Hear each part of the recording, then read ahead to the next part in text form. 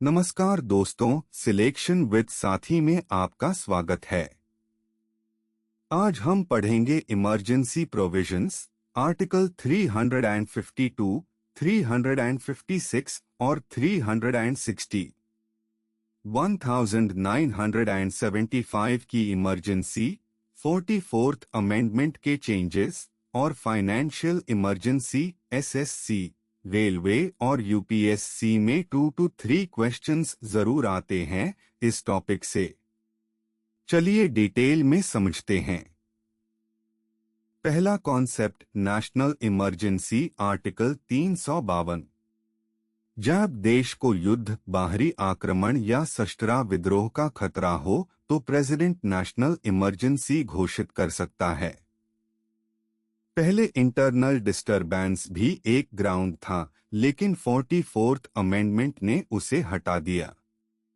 अब सिर्फ 3 ग्राउंड्स है: वॉर, एक्सटर्नल एग्रेशन और आर्म्ड रिबेलियन। 44th अमेंडमेंट ने एक और इम्पोर्टेंट चेंज किया। अब प्रेसिडेंट को इमरजेंसी लगाने के लिए कैबिनेट की लिखी हुई एडवाइस चाहिए, पहले सिर्फ पीएम की ओरल एडवाइस काफी थी। इमरजेंसी लगने के बाद 1 महीने के अंदर पार्लियामेंट की अप्रूवल चाहिए, अगर नहीं मिली तो इमरजेंसी खत्म। अप्रूवल के बाद 6 मंथ्स तक चलती है और 6 to 6 मंथ्स के लिए रीन्यू हो सकती है इंडेफिनेटली, जब तक पार्लियामेंट अप्रूव करती रहे। इंडिया में 3 बार नेशनल इमरजेंसी लगी है। 1962 में चाइना वॉर के कारण, 1971 में पाकिस्तान वॉर के कारण और 1975 में इंटरनल डिस्टरबेंस के ग्राउंड पे। ये सबसे कंट्रोवर्शियल थी।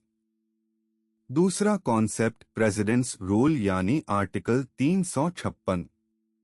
जब किसी स्टेट का कॉन्स्टिट्यूशनल मशीनरी फेल हो जाए तो प्रेसिडेंट उस स्टेट में प्रेसिडेंट्स रूल लगा सकता है। ये गवर्नर की रिपोर्ट के बेसिस पे होता है या फिर प्रेसिडेंट को अन्यथा भी सैटिस्फाइड होना चाहिए कि स्टेट में गवर्नेंस पॉसिबल नहीं है। प्रेसिडेंट्स रूल लगने पे स्टेट लेजिस्लेचर डिसोल्व या सस्पेंड हो जाती है। गवर्नर प्रेसिडेंट के एजेंट की तरह स्टेट चलता है। पार्लियामेंट की अप्रूवल 2 महीने में चाहिए, मैक्सिमम 3 साल तक चल सकती है 6 to 6 मंथ्स के एक्सटेंशन से।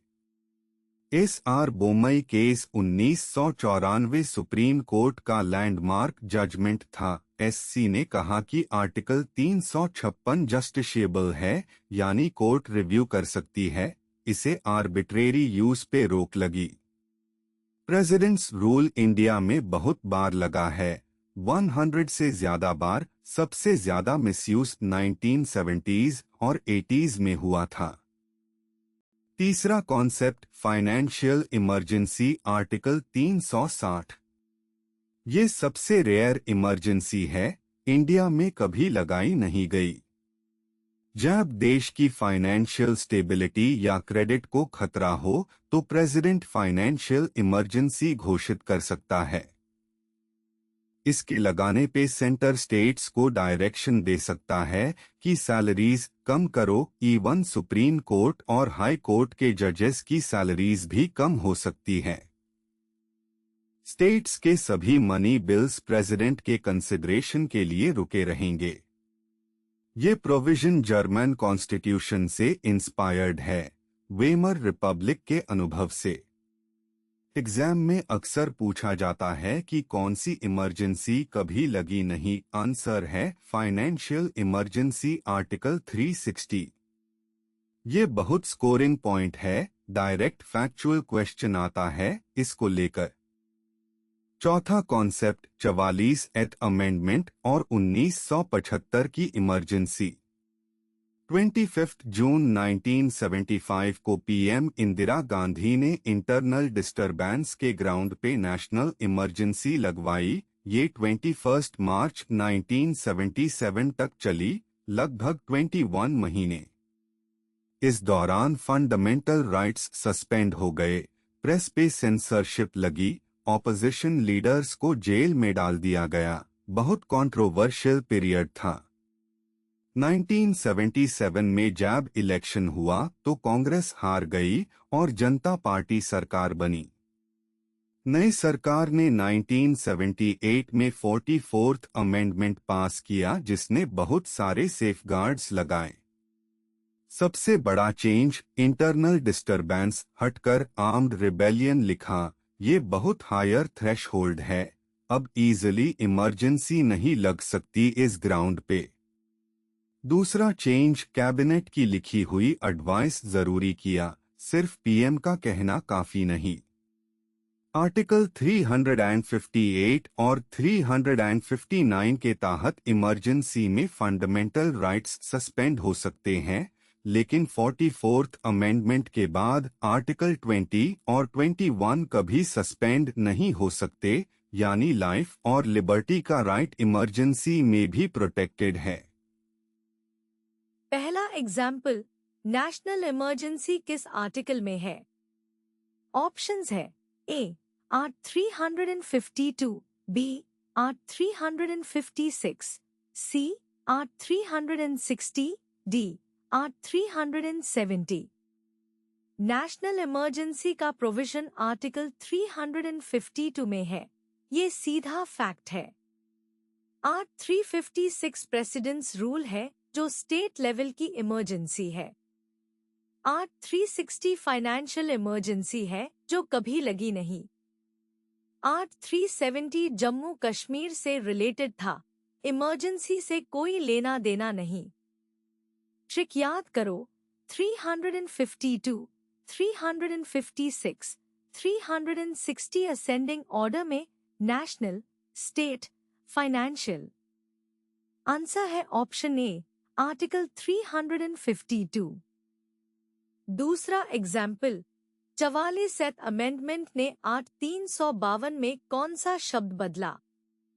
ऑप्शंस है ए वॉर को armed conflict, B internal disturbance को armed rebellion, C external aggression को वॉर, डी कोई नहीं। 1975 में इंदिरा गांधी ने इंटरनल डिस्टर्बेंस के ग्राउंड पे इमरजेंसी लगाई थी। इसके मिसयूज को देखते हुए 44th अमेंडमेंट 1978 में इंटरनल डिस्टर्बेंस हटकर आर्म्ड रिबेलियन किया गया। ये बहुत ज्यादा सीरियस ग्राउंड है। इसका मतलब अब सिर्फ सिविल अनरेस्ट या प्रोटेस्ट के बेसिस पे इमरजेंसी नहीं लग सकती, सशस्त्र विद्रोह होना चाहिए। आंसर है ऑप्शन बी, इंटरनल डिस्टर्बेंस को आर्म्ड रिबेलियन से रिप्लेस किया गया। Quick tips. 3 emergency articles ascending order में याद करो। 352 नेशनल, 356 स्टेट यानी presidents rule, 360 financial emergency art 360 कभी लगी नहीं, ये मोस्ट आस्क्ड क्वेश्चन है। 44th अमेंडमेंट के टू की चेंजेस, इंटरनल डिस्टरबेंस को आर्म्ड रिबेलियन किया और रिटन कैबिनेट एडवाइस मैंडेटरी किया, दोनों याद रखना। 1975 इमरजेंसी की डेट्स, 25 जून 1975 शुरू, 21 मार्च 1977 खत्म। इंदिरा गांधी के टाइम में ये डेट्स एग्जाम में डायरेक्ट आते हैं। ऐसे और कॉन्सेप्ट वीडियोस के लिए सिलेक्शन विद साथी ऐप डाउनलोड करें, लाइक और सब्सक्राइब करें। पॉलिटी के और भी इम्पोर्टेंट टॉपिक्स जैसे फंडामेंटल राइट्स, डीपीएसपी और अमेंडमेंट प्रोसेस आगे कवर करेंगे। धन्यवाद।